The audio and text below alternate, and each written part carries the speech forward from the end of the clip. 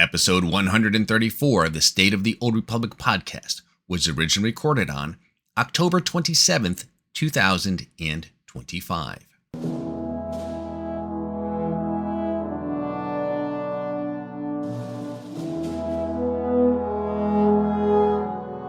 It's the State of the Old Republic podcast.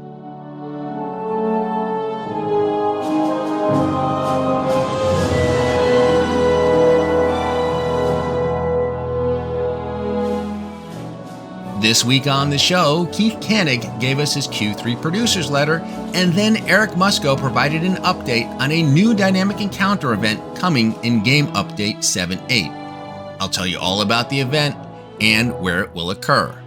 Spoiler alert. Dantooine. They're on Dantooine. Also this week, Galactic Threads, the next chapter in the Legacy of the Sith story, is finally ready for release. We'll get to play it in 7.8. I've been trying to get some toons caught up on story. I'll talk about the challenges of getting a character from origin story to Galactic Threads. And with that, it's time to make the jump to Lightspeed. And cue the moron. Welcome to episode 134 of the State of the Old Republic podcast. I'm your host, Ted, and as you heard in the opening, I've got a great show lined up for you today. Earlier this month, Keith Kanneg shared his Q3 producer's letter, hinting at some new dynamic encounters coming to the game when he wrote, Dantooine is in for some change and it's going to be dynamic. And just last week, Broadsword dropped a teaser video revealing some intriguing details about these new dynamic encounters. November is shaping up to be a pivotal month for the Old Republic, with fresh content and updates rolling out on the PTS and a live stream to talk about Game Update 7.8. So let's jump right in and explore what this means for the Old Republic.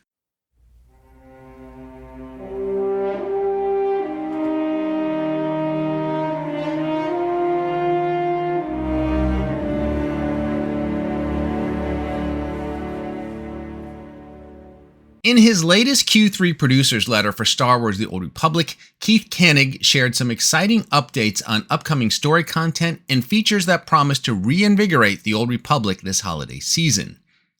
After a challenging delay caused by the 2024 voice actor strike, Broadsword is back in full swing, putting the finishing touches on several highly anticipated storylines. Players can look forward to these stories arriving in Game Update 7.8, with Galactic Threads leading the charge and Master's Enigma following in 7.8.1.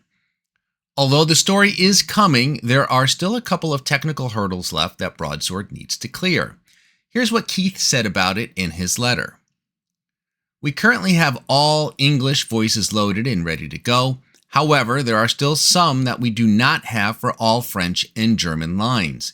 We are working diligently with all of our partners and talent to get these in place for 7.8, but it is possible as of the writing of this producer letter that they may not be ready for 7.8's launch. If that happens, we'll share more about how players using a French or German client can play Galactic Threads on the 7.8 livestream. I just wanted to lift the veil a bit on the status of things we have been alluding to on our previous streams. Now let's dive into what we can expect from Galactic Threads. It's going to be a galaxy-hopping adventure that takes place on Hoth, Tatooine, Elam, and Ilum. Along the way, we'll work with characters such as Jakaya and Ras Ordo, An Paralan, Major Henri, Talos Drellick, my personal favorite, Lana Beniko, my all-time favorite, and Akavi Spar, who I'm excited to get to know better. This update offers a fresh, non-linear storytelling experience with multiple missions that can be tracked in any order. We'll pursue key storylines involving Darth Malgus and Shae Vizsla, uncover the secrets of Darth Nul's holocron, confront the threat of the Hidden Chain, and unravel Darth Malgus' grand plans for the galaxies. All of this will lead us to Game Update 7.8.1 and Master's Enigma. We don't know too much about this update, largely because we haven't seen Galactic Threads yet, and it's obviously difficult to talk about Master's Enigma without spoiling Galactic Threads. But here's what we do know. In Master's Enigma, we'll continue to investigate Darth Nul's holocron and discover a mysterious figure who has been pulling the strings behind the scenes.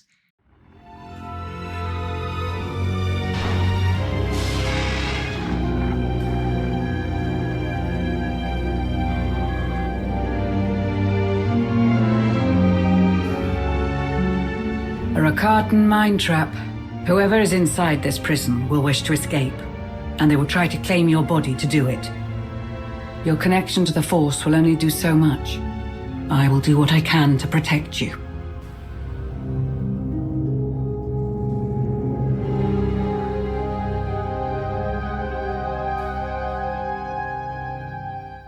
I'm not going to speculate on who this might be, but there are enough hints in the official SWTOR teasers that suggest if you haven't played the Imperial Agent origin story, you might want to get through at least Chapter 1 and maybe Chapter 2. Just saying. What I will speculate on is when we might get additional story beyond Master's Enigma. As you know, the game is behind on story updates. Galactic Threads was supposed to be released in 7.6 a year ago, and Master's Enigma was supposed to be released in 7.7 back in May. I don't know if Broadsword is planning to get caught up, but if they are, that would mean we would get the original 7.8 story update in 7.9, and then the original 7.9 story update in 7.9.1.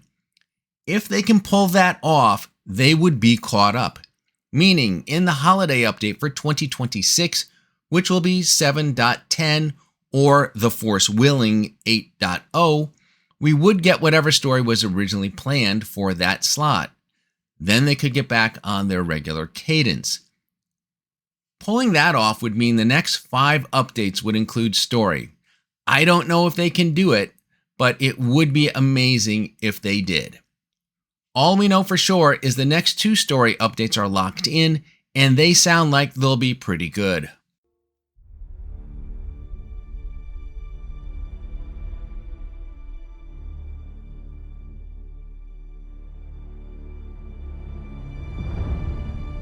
Our paths are not destined. They are forged. Shaped by ambition and fear. The desire for power. The need for control. The price of obedience. We allowed corrupt doctrines to dictate the paths before us. No longer. A change is coming to the galaxy, forged from pain and rage and sacrifice.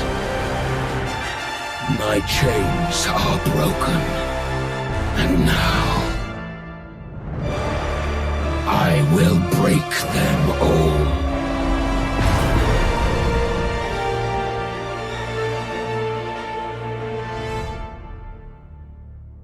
Now, Galactic Threads isn't the only thing coming in 7.8. One of the most anticipated features teased alongside the story update is the arrival of dynamic encounters on the Outer Rim planet of Dantooine. Dynamic encounters are one of my favorite features in the game. These timed missions add life and unpredictability to each planet, offering new challenges and great rewards. And now these encounters are coming to Dantooine in a unique and innovative way.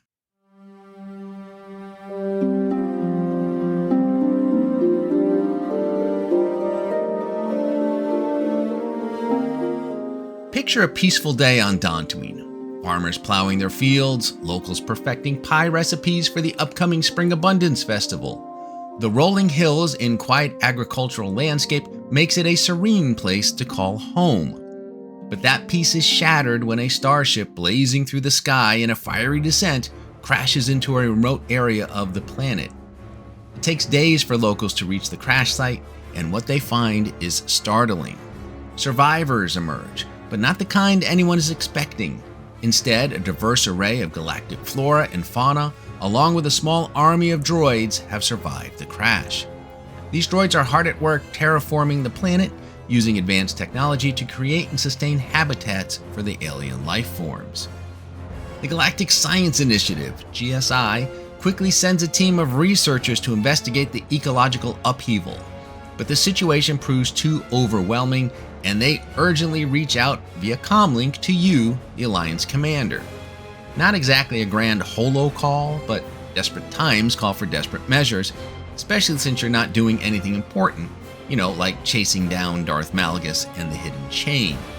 But hey, since you love Dantooine and pies, you agree to lend a hand. That's the background of what's going on, and this is how it will play out. The dynamic encounters on Dantooine are a giant repeating event.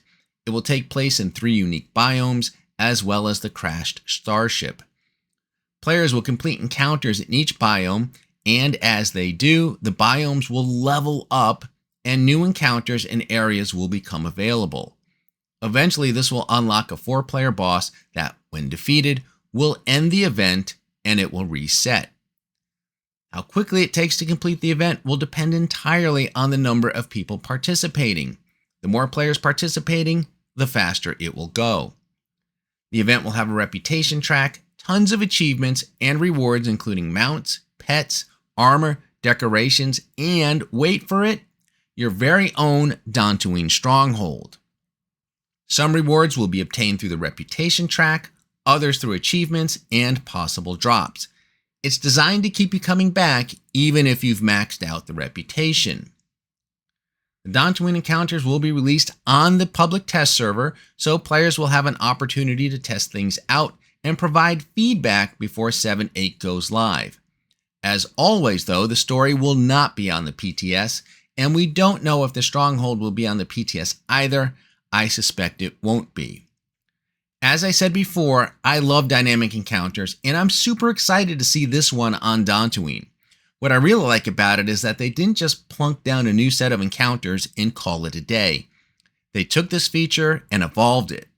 I don't know if all future dynamic encounters will be in this format, or if the developers have even more ideas of what they can do, but I'm glad they're coming up with ideas and trying new things. I can't wait to head to Dantooine. There's a ship leaving for some planet called Dantooine. Never heard of it. Somebody said it's got farms and giant insects. Well, that's off the list. Well, maybe I'll do a little waiting.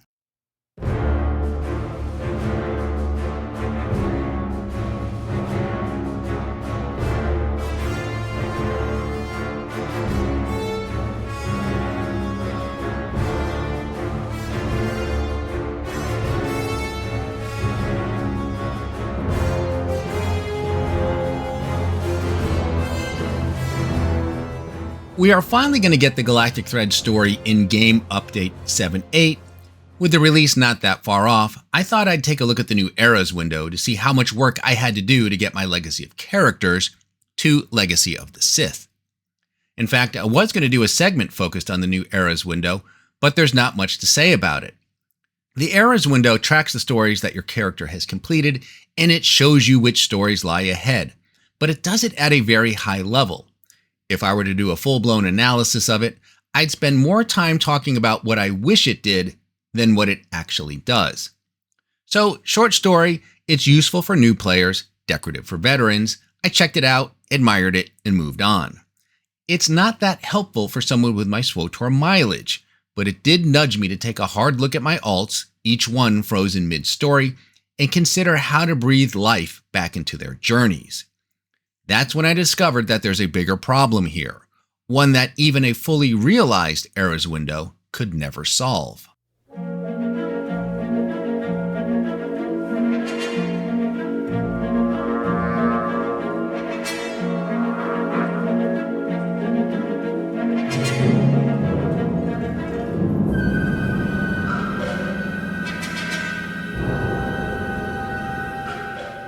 One of the biggest complaints players have is that when a new story is released, it's too short and there's too long of a wait between updates, even without an interruption like the voice actor strike. It's kind of like surfing. You sit there in the middle of the ocean atop your board, patiently waiting for that story wave to arrive. It comes, you catch it, and you ride it to shore.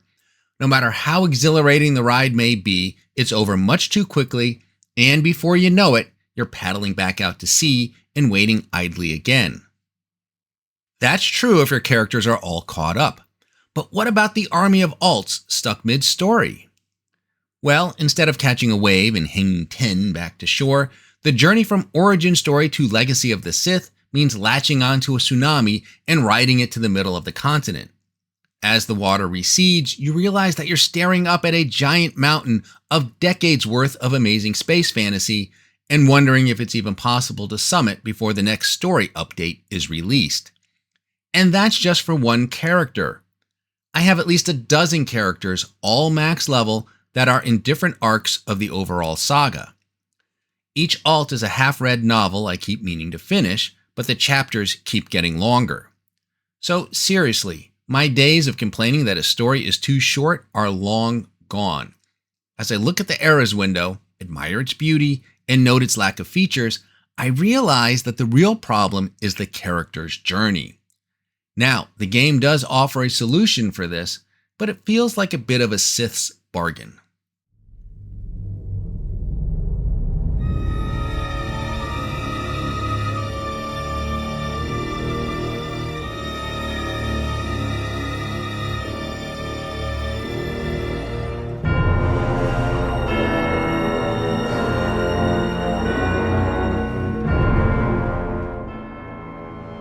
I don't know about you, but each character I create is very special to me. Despite the overlap in origin stories, species, and gender, each one feels very different from the other. When I go through the character creation process, I feel like a Shah, the mother machine from the Sith Inquisitor story. My children are as numerous as the Rakata once were. I called them Twi'lek, Sabrak, Eshka. I loved them all. I carefully shape each character, and when I load into the game with one for the first time, it feels like they're embarking on a legendary journey. And I say they because here's the weird part. For me, I often feel like a weary parent putting on The Empire Strikes Back for them to watch for the 87th time. I want my character to live the full saga, but I've seen this plot twist more times than I've seen my local weather report. It's the strange dissonance of being both director and audience, knowing the beats, the choices, the betrayals, and still wanting them to feel new. Sometimes I'm not exploring the story anymore, I'm curating it. The developers understand the pain of trudging through story multiple times, and they understand the sheer volume of missions, flashpoints, and cinematics that make up the story experience.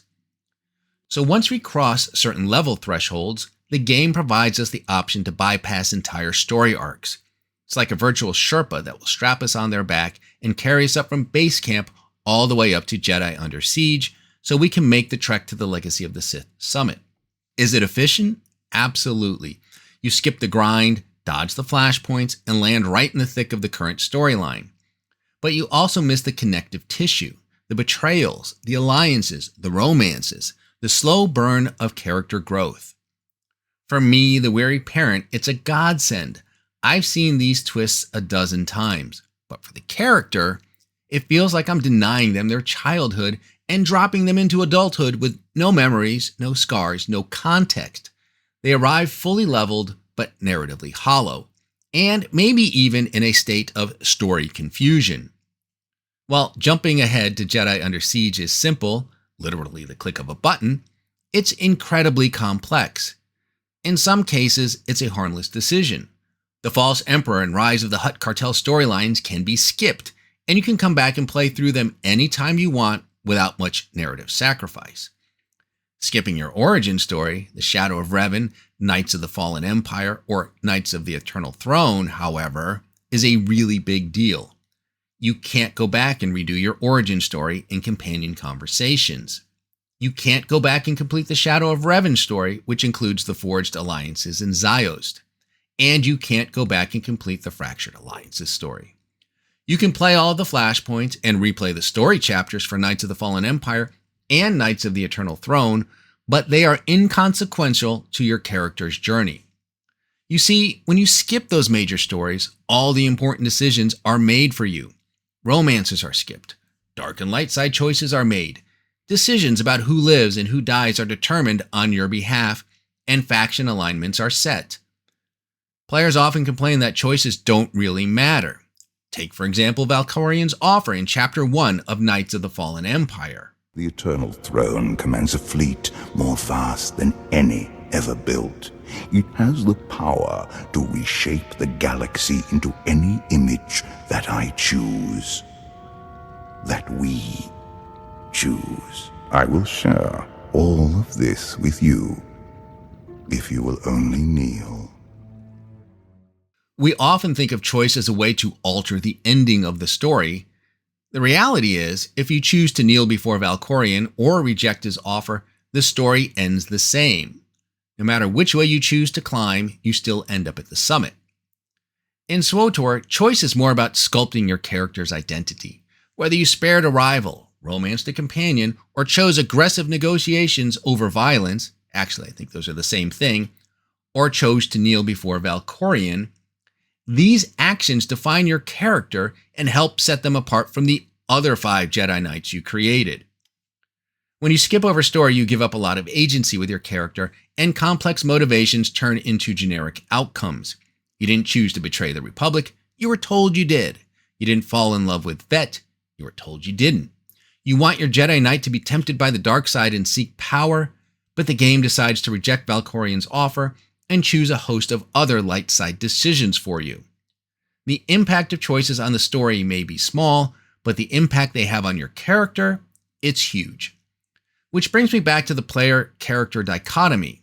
I want to sculpt each character, but I don't want to slog through hours of companion conversations exploring things like Ashara's angst for the umpteenth time, and I don't want to wander the wilds of Odessen while Valkorion psychoanalyzes me. These are moments I never need to experience again. On the flip side, there are also moments I never want to miss. I want to see the moment that Kem Bell disrupts Zass's ritual and laugh as her consciousness is transferred into Kem's body. I want to meet Lana Beniko and Theron Shan for the first time and play pirate on Rishi. I want to run around the jungles of Droma and Kos, flirting with Empress Asina, fighting the Geno Harridan, and trolling Moff Lorman. It's Minister Lorman! Minister Lorman! And I want to experience the smaller moments like standing alongside Master Orgus Din when he says, "If that thing eats us, you're fired." Skipping is a choice, one that I've made more than once. But here's what I've found. Those characters where I skip the story, I hardly ever play them. They feel incomplete and I have no connection to them. They sit on the character selection screen like a shelter dog behind glass. They hope I'll take them out to play, but I have no treats for them. These mutts can't compete with the pack of trained purebreeds that have paid their dues and scaled the Galactic Mountain. To be fair, the main reason I chose to skip was to gain access to daily areas and other endgame activities, as once upon a time they were gated behind story. Those restrictions have largely been removed. Now the main motivation for skipping has shifted. It's about reaching the current story faster. And for players who've played through these stories 100 times, that's a compelling reason. With more story coming later this year, the developers understand that the trek continues to get longer. That's why with the recent update, the critical story path was refined further. The devs have laid down a new trail, shorter, faster, but with a few loose stones underfoot.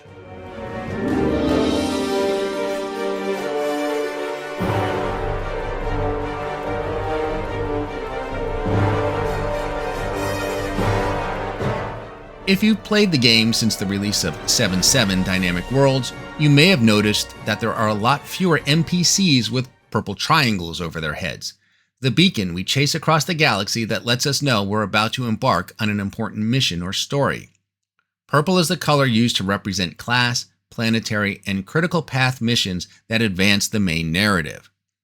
To streamline the critical path and speed up progression, the developers removed several stories from the trail. The stories aren't gone, they're no longer highlighted as essential for progressing through the main narrative, and players are given the green light to skip over them. While this makes the climb more direct, origin story leads to Ilum, which leads to Makeb, which leads to Revan, there are a lot of stories in between that have been shoved off to the side. Some of those, you could argue, should still be front and center. When the trail gets too straight, we risk losing the story's shape, and sometimes what we skip costs us more than just time. Take, for example, the Terrell 5 Maelstrom Prison and Boarding Party Foundry stories. These faction-specific flashpoints are the Shadow of Revan breadcrumbs, laying the groundwork for Revan's return and the ideological clash that follows. They're designed to occur after planetary arcs like Balmorra or Terrace, but before Makeb. They're no longer part of the critical path, but they're essential for understanding Revan's motivations and the stakes of the conflict. In both of those stories, Republic and Imperial players come face to face with Revan. We also meet Revan's faithful assassin droid, HK-47. To go into the Shadow of Revan story arc without this context almost seems criminal. Are these flashpoints long and tedious? You bet. But these stories are about as lore-heavy as you can get. Even if you don't do these mid-story, you should definitely do them before embarking on the Shadow of Revan. Another storyline removed from the Crypt Path and also related to the Shadow of Revan is the Revanite arc on Dromund Kaas for Imperial players. This story just adds more background and layers to your character when you start Shadow of Revan. You get little dialogue options where you mention that you were once a Revanite. And when you fight Tari Darkspanner on Yavin 4, you actually know who she is. One mission that was removed from the Crypt Path and then added back was the introductory mission on Quesh. The problem here is that when you first arrive on Quesh, you can't travel to the planet's surface without an inoculation. Removing that mission from the Crypt Path created confusion when arriving there for your origin story, as players were skipping the conversation and then wondering why they couldn't shuttle down to the planet's surface. Of course, there are other smaller missions that you could argue play important roles. The Mystic Trials on Voss offer a tiny glimpse into the character's future. It's also on Voss that Imperial players meet Darth Saravan, and on Corellia, where they meet General Hesker. Both are key characters in the False Emperor story. That said, those stories are minor in comparison to the Shadow of Revan breadcrumbs. One of the great things about SWTOR is that they cultivate and develop their characters, and each story flows nicely into the other. Perhaps too nicely, as it can be challenging to find a clean entry point into certain story arcs without experiencing the past. Case in point, to get to Legacy of the Sith story, you must start with Jedi Under Siege and play through Onslaught and its subsequent stories. As much as I don't like skipping story, I also hate that I can't jump straight into Legacy of the Sith. Hey, if you're going to skip, why not go big or go home? Now, SWTOR has made smart changes. Daily areas are no longer gated by story progression. You can hit Black Hole, Ossus, and Onderon without playing through long arcs, and that's great, but it also creates a weird narrative void. Your character warps into a crisis zone with no clue why the crisis exists. It's like skipping straight to the battle sequence without meeting the villain. And it can also create real technical problems as well. Take the Shadow of Revan story. When you get to Yavin 4, you can now run the story missions and dailies side by side, which is great because a lot of the missions are the same, so you get a 2-for-1. Sounds efficient, right? It is until you finish the story and then realize the final mission requires you to complete those daily missions that you just did. This happened to me, and I had to wait for the missions to reset the next day to complete the story. It's a well-meaning design with unintended side effects. So pro tip, if you're doing the Shadow of Revan story, leave the daily missions alone when you get to Yavin 4. So yeah, short stories, I'll never complain again. Skipping stories? I'm not sure I'll do that either because now I've seen what skipping can do. It cheapens the arc, severs continuity, and turns a character's journey into a checklist. And I do love my characters and want them to have that full journey. But as a player, it can be a major grind and tireless uphill climb. There's an uncredited quote from a movie critic that says, "If I had one wish, I would want to watch my favorite movie again for the first time." And that's what I long for when I replay these stories. Alas, it's impossible to achieve, and that's why I'm grateful that the game continues to deliver new ones. And we won't have to wait much longer for that. Galactic Threads is coming in Game Update 7.8 this holiday. Until then, I'll continue to log on to my favorite characters and keep climbing.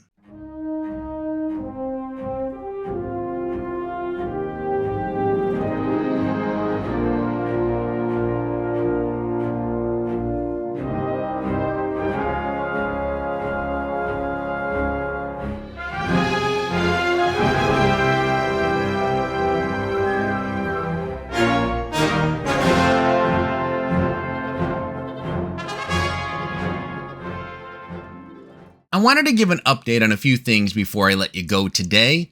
The Feast of Prosperity is happening now and will end on November 4th, so one more week for that.